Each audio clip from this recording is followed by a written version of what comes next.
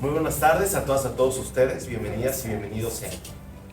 Estamos dentro de las actividades del Tercer Foro Mundial de Inteligencia Artificial 2024, que tiene su sede aquí en Colombia y que estamos verdaderamente muy contentos de que ayer estuvimos en Bello, hoy por la mañana, mediodía estuvimos en Itagüí y bueno, nos encontramos desde la Universidad de San Buenaventura acá en Medellín, Colombia, para el mundo entero en estas actividades que tienen que ver justo con lo que estamos hablando: industria, educación y economía en el marco de las inteligencias artificiales.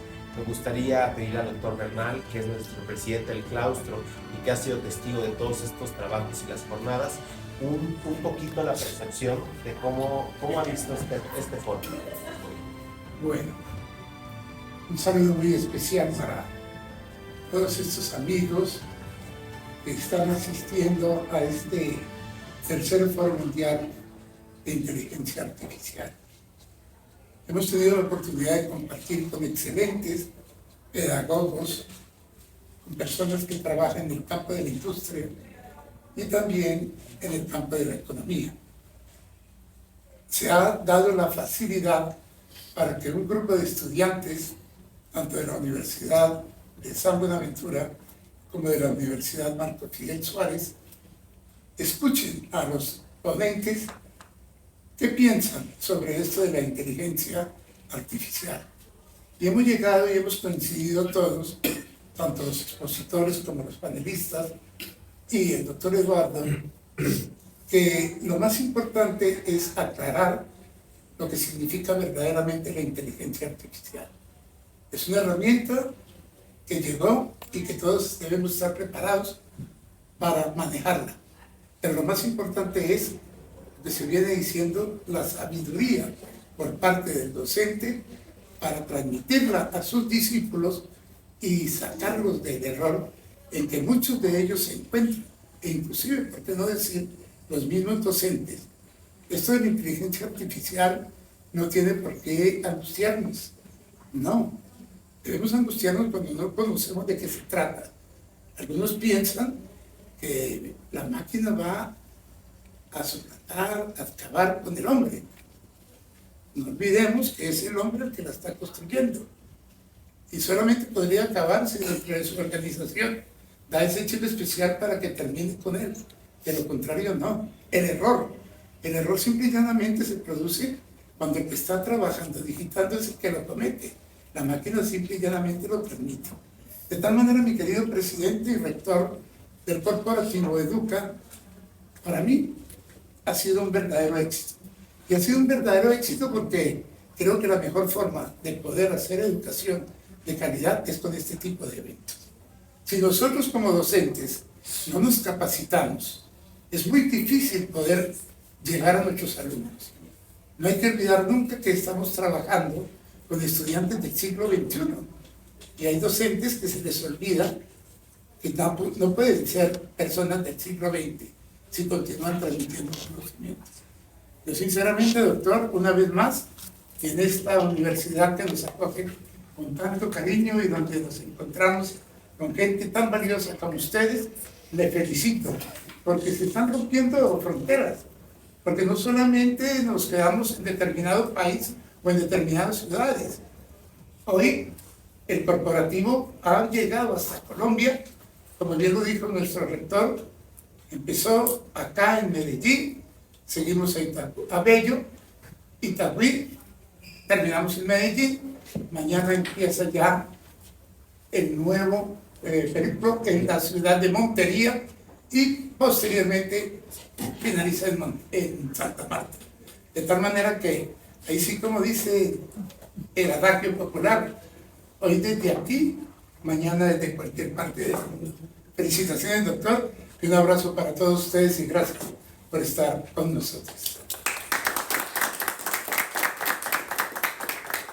Yo quiero agradecer a toda la gente que ha estado conectada a través de la virtualidad. Han sido sesiones largas y aún así hemos alcanzado cientos y cientos de vistas, comentarios, y se agradece porque al final el trabajo que se hace de manera colectiva, pues es padrísimo que pueda verse a través de los ojos de la virtualidad y que pueda llegar a más personas. y que no existen desde hace un par de años foros y espacios pequeños. Estamos conectados al mundo y ese mundo nos ha dado la oportunidad de poder trascender en el tema de la comunicación. Y yo lo he dicho todos estos días del foro, que el poder de la inteligencia artificial, que tiene un poder de crear, o sea, de construir, y que de ese tamaño es su destrucción si no se ocupa como una herramienta responsablemente, el uso de las IAs para no violar ningún derecho y no dejar cicatrices como lo hemos estado comentando. Yo agradezco a toda la gente que está aquí de manera presencial, a la gente que está conectada en la virtualidad. Vamos a dar paso a una conferencia dentro de este marco del tercer Foro Mundial de Inteligencia Artificial y me permito presentarles al doctor David Alberto García Arango, quien nos va a dar una conferencia magistral esta tarde en el marco del tercer Foro Mundial de Inteligencia Artificial. Vamos a dar un fuerte aplauso.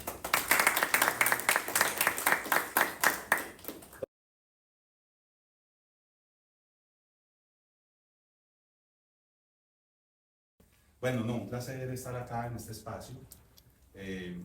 Digamos que todos estos elementos y todos estos momentos que se han desarrollado durante este encuentro tan importante y tan interesante, me ha llegado también a reflexionar los elementos desde el rol como docente. Incluso pues, desde hace muchos años, desde la Facultad de Ingeniería en la cual trabajo, de la Corporación Universitaria Americana, hemos reflexionado mucho sobre el rol de las nuevas tecnologías, de lo que son las tecnologías digitales en el marco de la educación. Y más aún, recientemente, pues cuando empezó el asunto de la pandemia, luego emerge esta herramienta de ChatGPT y efectivamente nos hace repensar y reconsiderar muchos elementos clave en el marco de lo que son los procesos educativos. En ese sentido, pues entonces, el objetivo de mi charla el día de hoy es hablarles de la manera en la que efectivamente podemos asimilar el proceso de la transformación educativa utilizando la inteligencia artificial. Y desde ahí quisiera hacer algunas aclaraciones, algunos elementos claves en términos de las profesiones. Por ejemplo, sabemos, y no es, digamos, algo extraño, que ya se ha mencionado también mucho en todos los momentos que hemos tenido de este evento, sabemos de la importancia de la IA en este momento en las profesiones, donde podemos trabajar desde la productividad, desde la escritura, desde el diseño, desde los chatbots, desde el marketing, desde el video, y tenemos todo un ecosistema, que es un ecosistema que de una u otra manera ha servido para que sea de tipo utilitario, ¿sí? Por no decir más la palabra. Utilitario en el sentido en que si yo requiero hacer algo, pues lo hago en 5 o 10 minutos, ¿cierto? Cumplo con una tarea, con una actividad, pero la profundidad de ese proceso desarrollado allí realmente no se genera en términos de lo que es la educación. Es así como, en principio, naturalmente, la inteligencia artificial no solo es una herramienta de vanguardia, no es algo top en este momento, sino que ya es algo que de una u otra manera, si quieres empezar a ser productivo, tenés que empezar a articularte un poco más con esto. La inteligencia artificial está transformando muchos sectores. ChatGPT, eso del comienzo, digamos, es lo visible, ¿cierto? Es lo que hizo el boom, porque pues, de una u otra manera fue muy humano, fue muy humanizada, es una inteligencia artificial muy humanizada, pero si nos vamos más adelante, podemos ver un montón de elementos del ecosistema, donde podemos hablar de diferentes programas orientados hacia la eliminación de voces de fondos, a la generación de fotos gratuitas, conversión de texto a voz, creación de videos a partir de textos simples, redacción de inteligencia artificial con una biblioteca de plantillas. Y así pueden observar, tenemos todo un conjunto de una suite, si se quisiera, de elementos que pudieran ser a la medida. Como que si tú pudieras ir a un mercado, ¿sí? Y elegir inteligencias artificiales que pudieran ensamblarse para tratar de resolver alguna situación que necesites. pero sigue siendo algo muy utilitario. Es decir, algo que me sirve para ese momento, para esa situación, para ese, digamos, ese espacio o esa tarea que necesito. Pero la pregunta es, ¿cómo encadenar todos estos elementos para un verdadero aprendizaje, una verdadera educación? Digamos que ese sería un primer componente. Preguntarse cómo tomar todo esto que tenemos aquí y empezar a darle una producción, empezar a generar un sentido desde el aula. ¿Cierto? Tenemos mucho. Pero entonces, ¿qué pasa en la educación en este momento? Por cierto, ChatGPT escribió mal tu nombre. ¿Sí? Le entrega el examen la docente a su estudiante. ChatGPT escribió mal tu nombre. Ser o no ser un buen chico, esa es la cuestión. Eso le está leyendo a este chico lo que escribió. He escrito en inteligencia artificial una carta a Santa en el estilo de Shakespeare. ¿Sí? O sea, en formato tipo Shakespeare. También tenemos la estudiante universitaria. He usado inteligencia artificial para escribir un artículo. ¡Ja! ¡Qué alegría!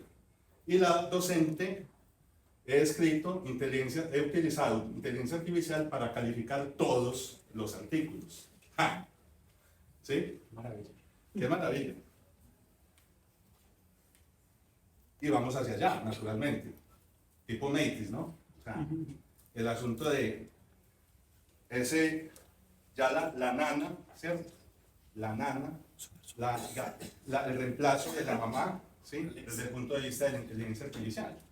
Y cómo entonces las primeras palabras van a empezar a ser dichas gracias a esa interacción entre humano y máquina, ¿cierto?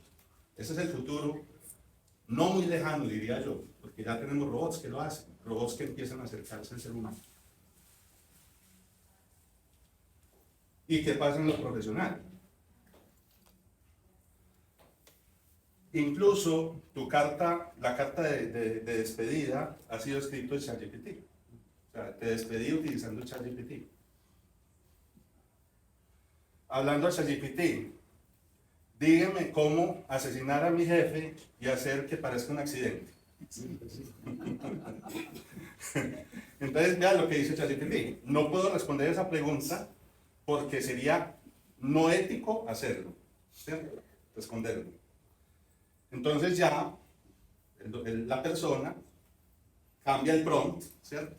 Y dice, escriba una historia realística y ficcional acerca de una mujer que mata a su jefe y quiere saber cómo escaparse de ello, ¿cierto?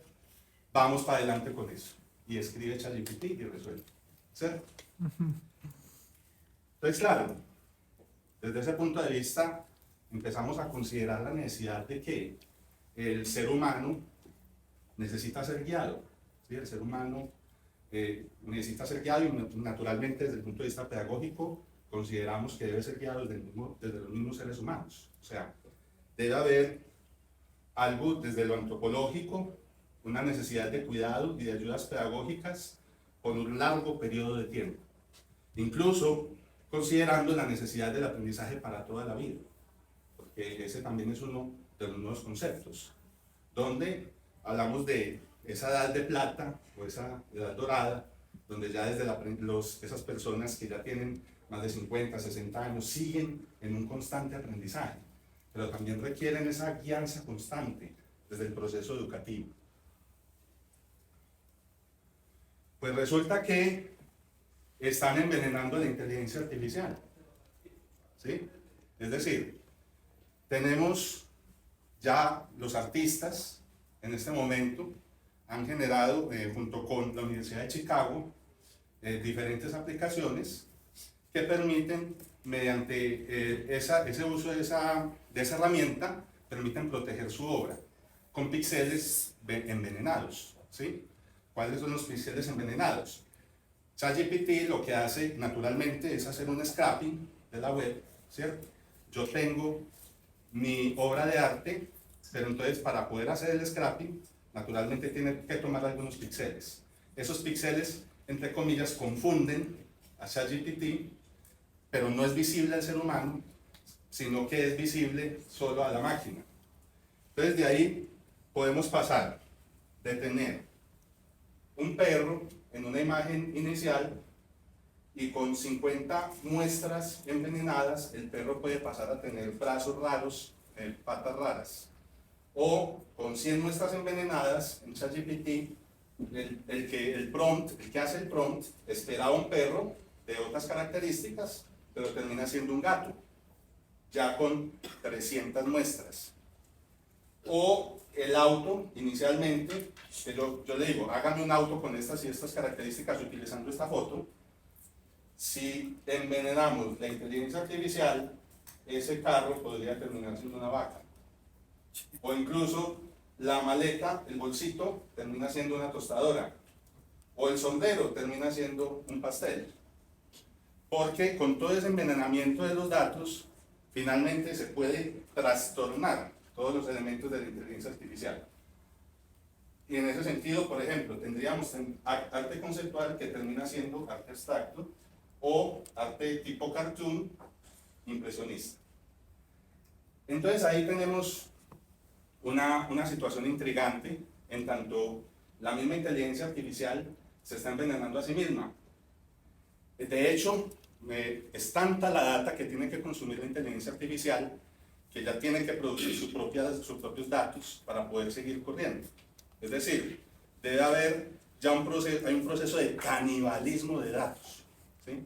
El canibalismo de datos dentro de la misma inteligencia artificial empieza a reconstruir y a generar modelos sobre el modelo que de una u otra manera tiende a, podríamos decirlo, a desconfigurar lo que inicialmente teníamos propuesto en una solución totalmente distinta. Entonces ahí es donde viene la necesidad de retomar el concepto de prosumidor, ¿cierto? En tanto, específicamente, Alvin Toffler, que habla pues mucho de lo que es la tercera ola, ¿cierto? Es un concepto, no es nuevo, es un concepto que va desde los años 80, pero es un concepto que está pensado desde las tres olas, desde el punto de vista de la producción, ¿cierto? Donde en principio consideramos una ola que es la orientada desde la agricultura, la primera ola, donde el ser humano producía y consumía lo que produce, ¿sí? Luego vino lo que es la revolución industrial, donde se hizo la separación existente entre los que producen y los que consumen. Pero ahora, gracias a todo el uso de la tecnología y gracias a esa masificación de lo que son las tecnologías digitales, ya se generan nuevos prosumidores. ¿Por qué?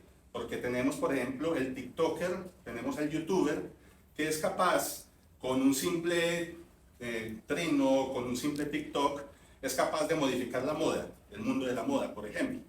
Donde estamos hablando de moda ultra rápida o rápida. Es decir, moda, prendas de vestir que se hacen de un día para otro, bajo las condiciones que diga ese TikToker. Entonces todo se mueve. Yo soy docente también en un colegio y me parece muy interesante ver cómo algunos de los estudiantes llegan de un día para otro, ¿cierto? Con los accesorios. Entonces, por ejemplo, hay un moñito que se ponen aquí atrás las niñas. Entonces, que el moño coquete. Entonces, el moño coquete, ¿de dónde salió? Que porque es que alguien se puso algo o sea, eso de las redes sociales, desde las mismas redes sociales empezó a moverse el asunto y todo el mundo empezó con el mono, ¿cierto?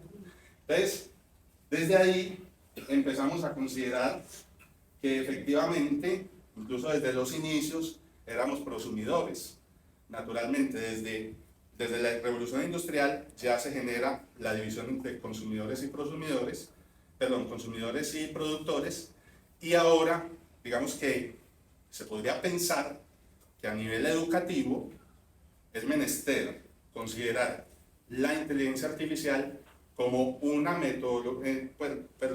herramienta que aplicada a ciertas metodologías posibilita que nuestros estudiantes sean prosumidores en la educación.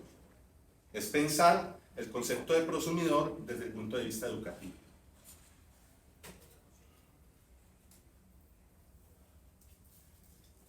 Bueno, esto hace parte de lo que les comenté ahorita.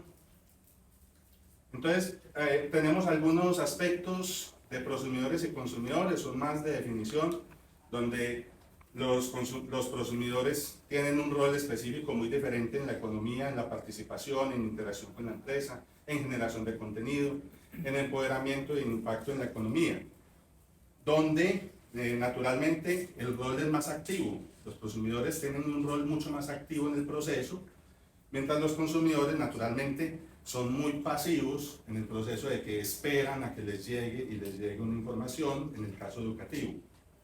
Si hacemos un símil desde el punto de vista de la teoría general de sistemas, consideramos por ejemplo un modelo, este es el modelo CRISP-DM, creo que en algún momento lo mencionaron, seguramente lo deben haber mencionado porque tiene que ver con la minería de datos. Entonces, la minería de datos empieza por la comprensión del negocio, comprensión de la data, preparación de la data, aquí hay un juego continuo, un back, ¿cierto? Un back propagation de alguna manera, comprensión del negocio, comprensión de data, comprendo data, me doy cuenta que hay algo que no he entendido, me devuelvo al negocio, ¿sí? Y así sucesivamente. Luego, preparación de la data, organizo los datos, organizo las variables y lo que quiero integrar en el modelo, genero mi modelo, luego, bueno, aquí vuelve también el juego, porque se dice que el 80% de los elementos asociados a la creación de un modelo en minería de datos corresponde a la preparación de datos, es decir, a la limpieza, porque los datos normalmente vienen muy sucios, vienen muy desordenados, entonces hay que hacerles demasiados ajustes y normalmente el 80% del tiempo vamos en este juego, hasta que generamos nuestro modelo, evaluamos el modelo y si la cosa no sirve, pues entonces nos devolvemos acá, puede que no entendimos acá el modelo, el negocio, ¿cierto? Pues nos toca volver al negocio y bueno, reordenar las cosas y solo cuando el ciclo esté lo suficientemente preparado, nos vamos a un proceso de despliegue, ¿cierto? Entonces, en ese sentido, si nos vamos a ver, por ejemplo, desde el punto de vista matemático, que es mi línea de trabajo, esto tiene que ver mucho con la resolución de problemas. Haciendo un símil desde el punto de vista de lo que se hace pues, en la enseñanza, desde Polya, ¿cierto? Que trabaja la resolución de problemas. Comprensión del negocio, comprensión del problema. ¿Sí? Entender los datos, sacar los datos del problema. Preparación de datos, identificar si las unidades son adecuadas o no y demás. Modelación, cuál es el modelo matemático que resuelve o que se asocia a la solución de ese problema. Y entonces, ¿será que la respuesta es adecuada o no es adecuada en el problema? Y si no, entonces tengo que volver a estudiar, me toca volver a mirar si efectivamente tiene sentido lo que hice. Y bueno, pues ya cuando tenga eso listo, pues emprenderé un proceso de aprendizaje. Si miramos esto, que podría ser muy frío desde el punto de vista de que esto lo hablamos de procesos estandarizados de industria, a nivel industrial, podría ser un poco interesante a la hora de dar cuenta de las competencias transdisciplinares, donde hablamos pues del desarrollo del pensamiento crítico, la resolución de problemas, la comunicación efectiva, el trabajo en equipo, la adaptabilidad, la conciencia intercultural. Pero ¿qué ocurre? Pensemos en todo esto transversalizado por la inteligencia artificial, ¿sí? Es decir, el trabajo en equipo, donde por ejemplo uno de los, incluso de los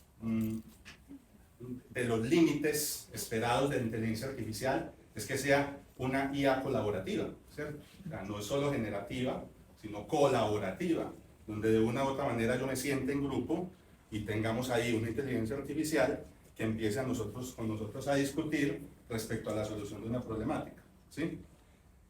Todos estos elementos, imaginémoslos articulados a este ciclo, ¿sí? Y pensados de esta manera,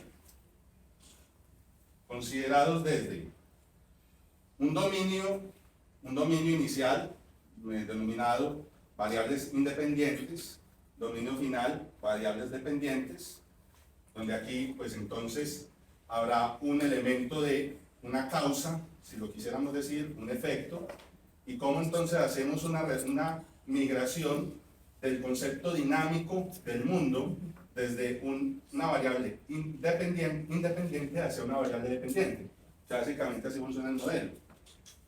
Porque luego hacemos dentro del mismo dominio, hacemos una percepción de las variables que están en el mundo y retomamos un subconjunto de esas variables que hay en el mundo y las llevamos a nuestro modelo para tratar de hacer un tipo de predicción. Entonces, en este caso cabría decir, por ejemplo, esto es un conjunto de puntos. Me imagino que también lo hablaron mucho, no recuerdo. Este es típico, ¿sí?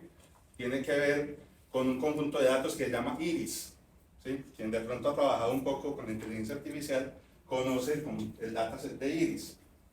El dataset de iris habla de unos tipos de flores que un botánico hace muchos años les midió el ancho, el largo del sépalo y el pétalo, y con base en eso identificó los tipos de flores que hay, ¿sí? Y luego pues se llevó esto a la IA y empezaron a identificar los tipos de flores. Según este gráfico, no sé si alguien me puede decir cuántos grupos de datos vemos acá.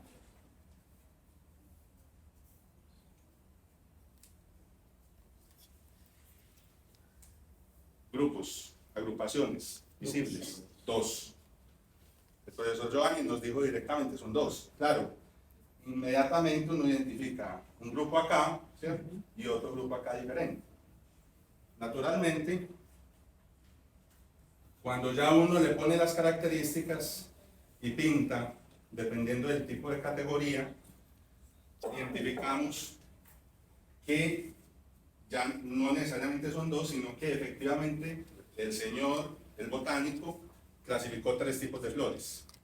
Lo que pasa es que estos tipos de flores que hay acá se diferencian mucho en lo que es el pétalo, pero no en el sépalo, ¿sí?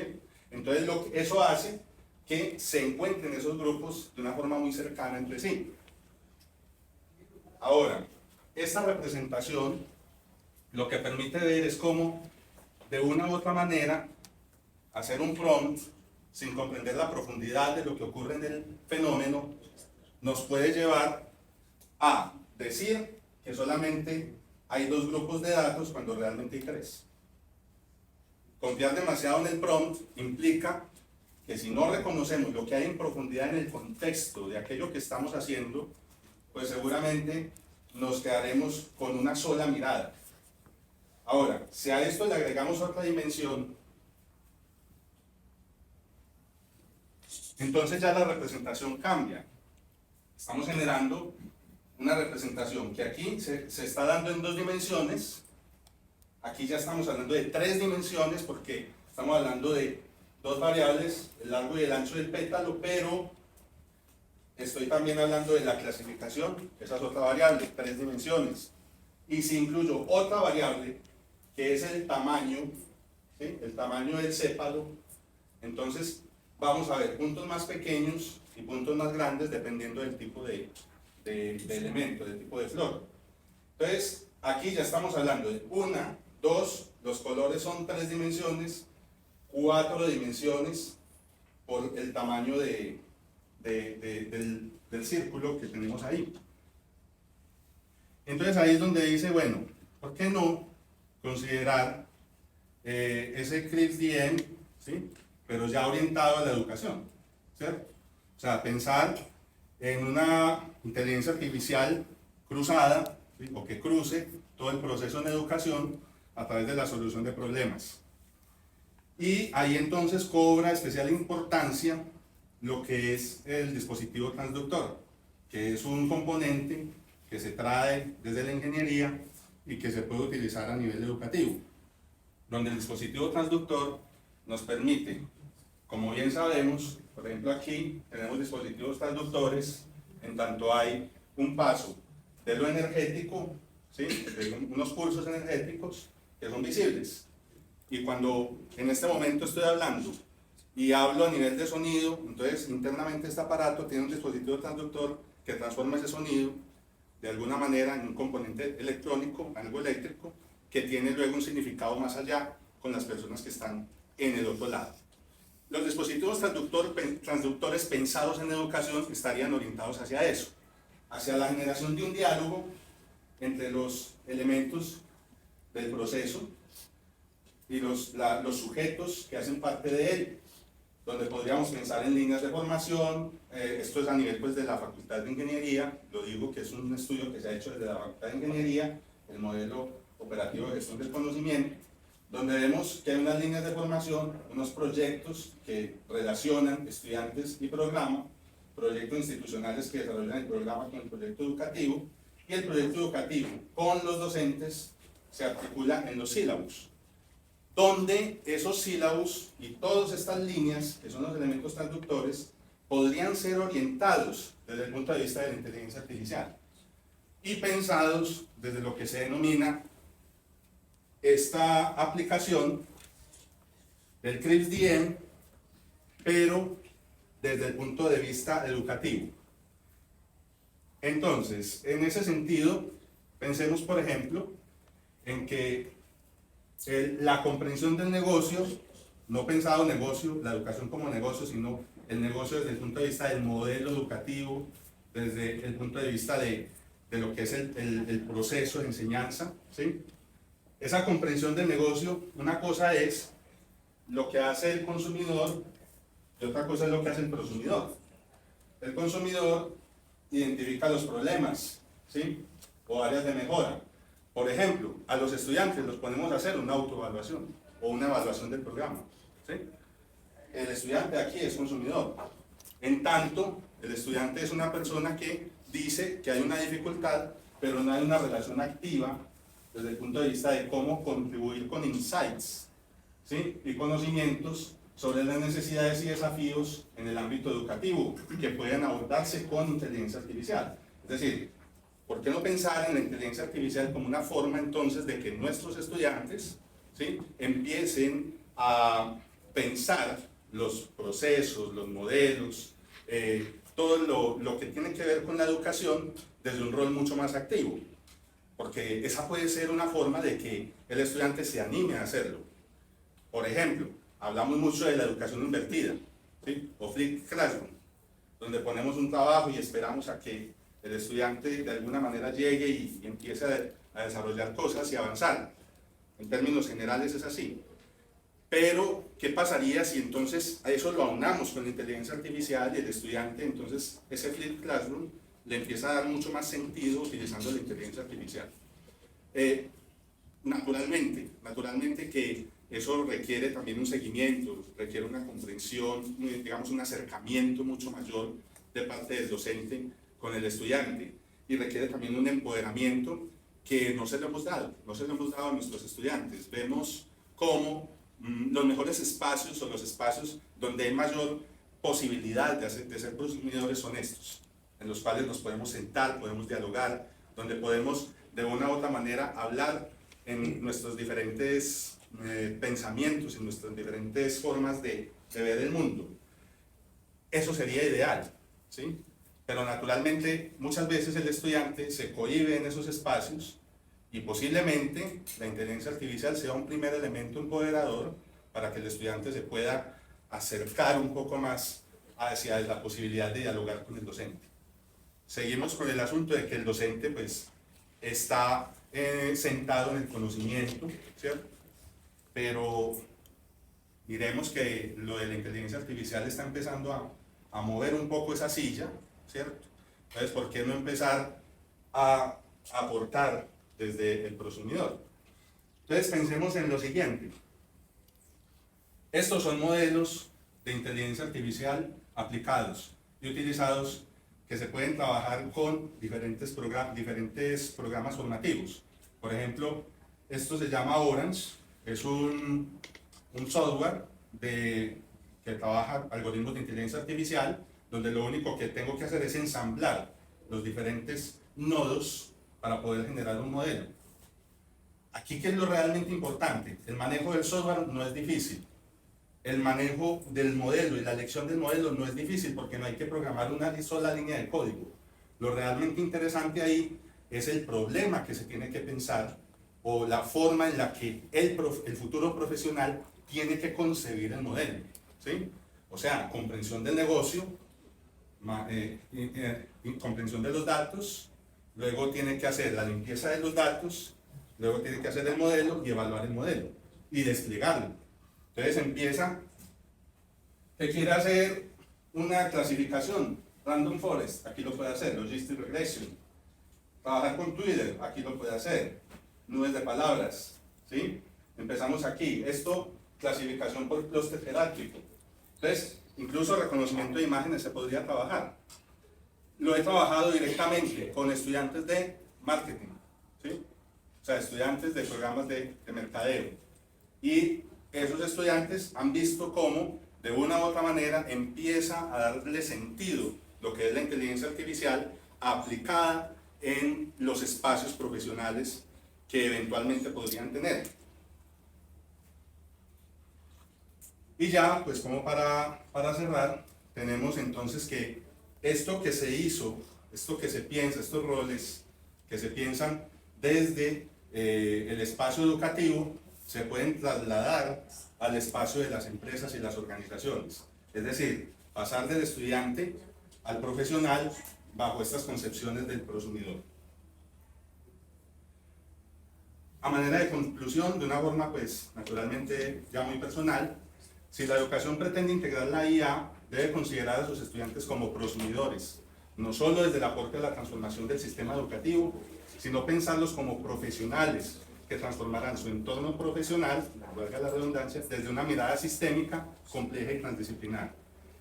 Es necesario, y porque es que, bueno, y para eso tenemos que empezar a hacer un ladito, ¿cierto? El trono de docente, ¿cierto? Empezar a hacerlo a un ladito y decir, venga, tengo que empezar a aprender como docente, desaprender y reaprender.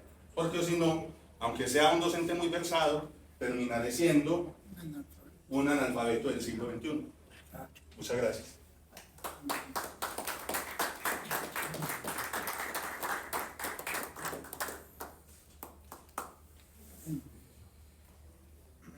Excelencia a David Alberto García Arango, participante como ponente magistral del tercer Foro Mundial de Inteligencia Artificial. Muchas gracias. Muchas